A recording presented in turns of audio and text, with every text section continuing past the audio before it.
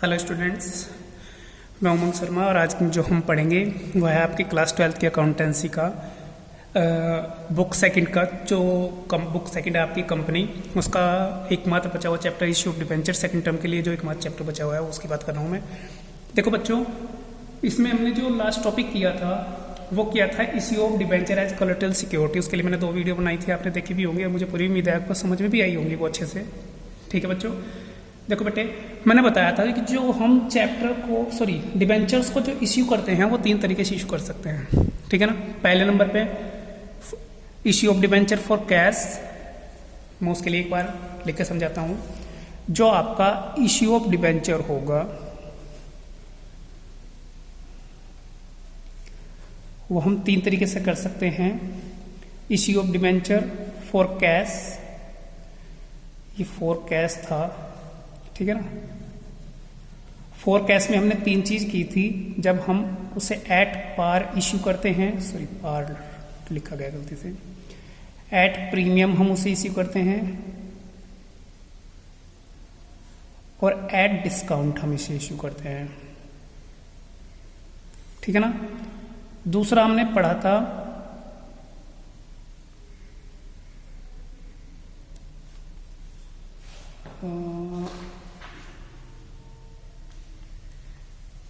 मैंने बताया था आपको कि जो इश्यू ऑफ डिबेंचर होगा वो अदर देन कैश होगा। ठीक है ना। ये पढ़ा नहीं, अभी हम पढ़ेंगे इसे। ठीक है ना। आज इसी टॉपिक को हम यहाँ पे कंप्लीट करेंगे। और 3rd नंबर की अगर मैं बात करता हूँ तो इन टर्म्स ऑफ रिडक्शन बोलते हैं भुगतान हम उसका किस तरीके से करने वाले हैं, इन टर्म्स पर हम उसे इश्यू करेंगे। तो देखो बच्चे, फॉर कैश हम पढ़ चुके, ठीक है ना। आज हम जो पढ़ेंगे वो पढ़ेंगे अदर देन कैश। ठीक है ना। जब हम डिबेंचर इश्यू करते हैं, इश्यू ऑफ डिबेंचर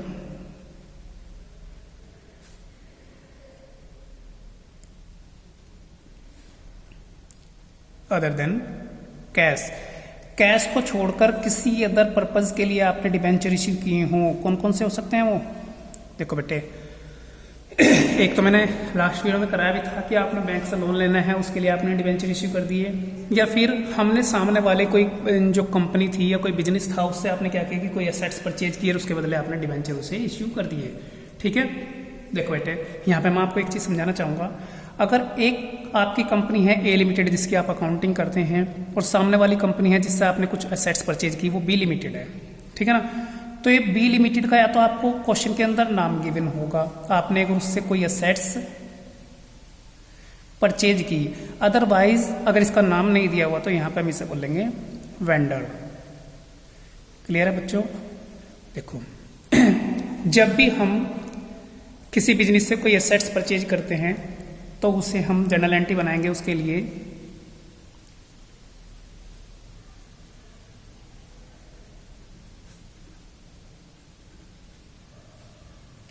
परचेज, अगर हम एसेट्स परचेज करते हैं तो उसके लिए हम जर्नल एंट्री बनाएंगे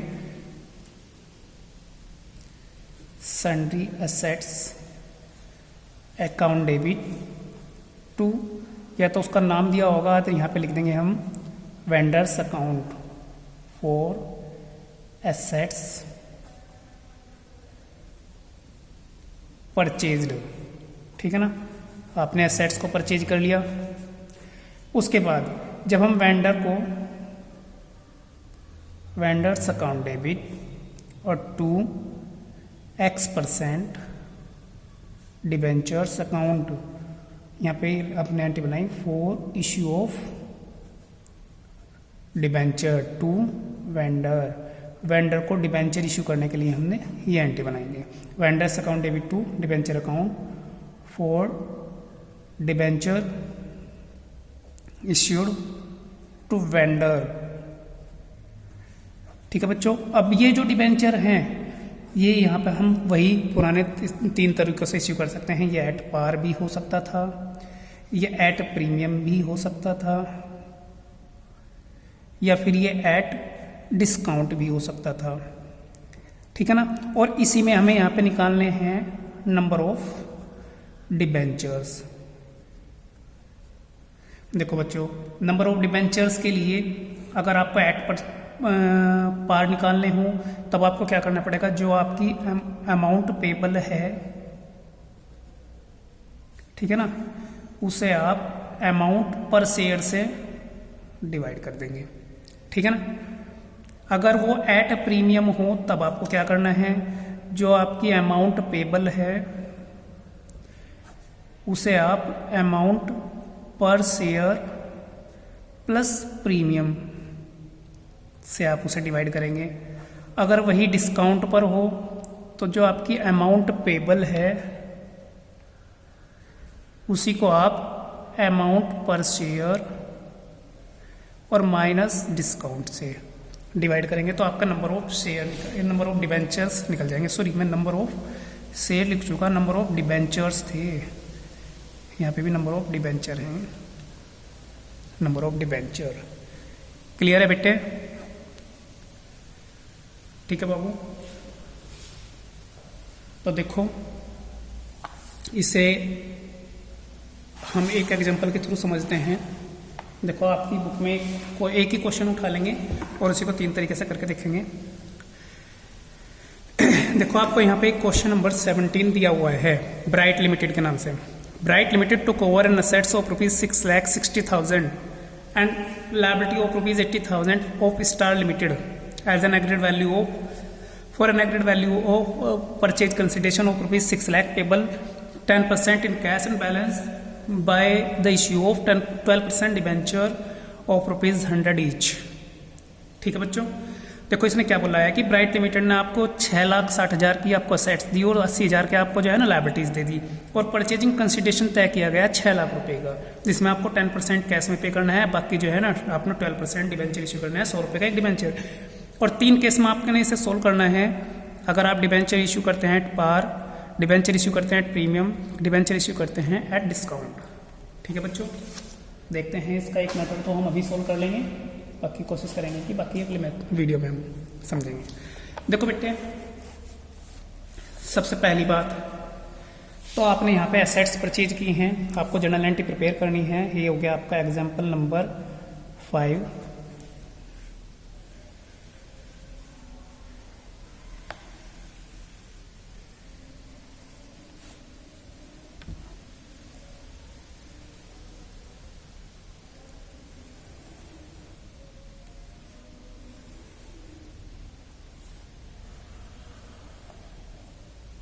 देखो बेटे, यहाँ पे वही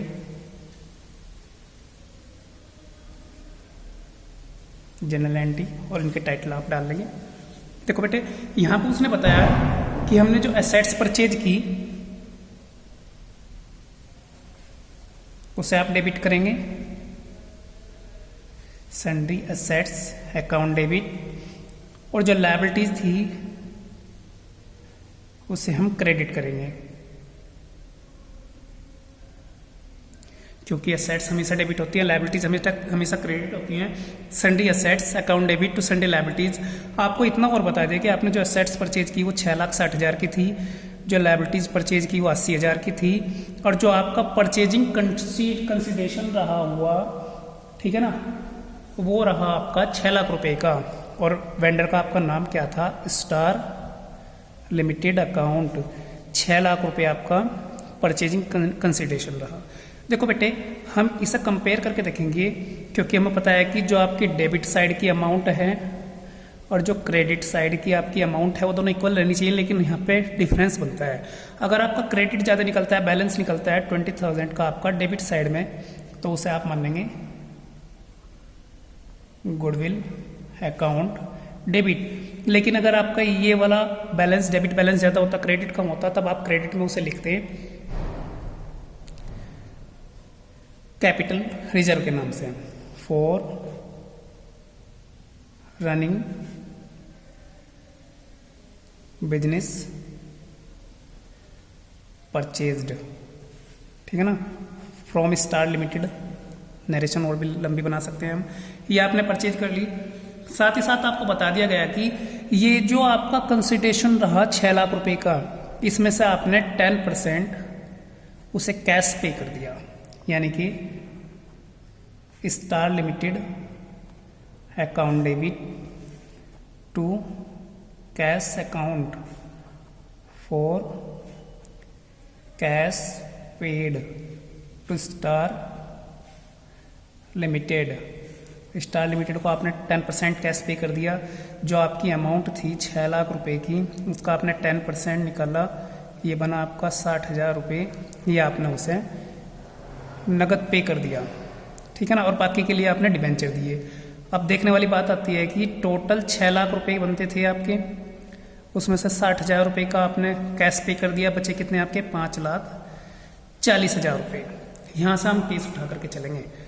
केस फर्स्ट की अगर हम बात करते हैं तो केस फर्स्ट देखेंगे यहाँ पे कि आपने जो उसे डिबेंचर इशू किए वो एट पार इशू किए, ठीक है।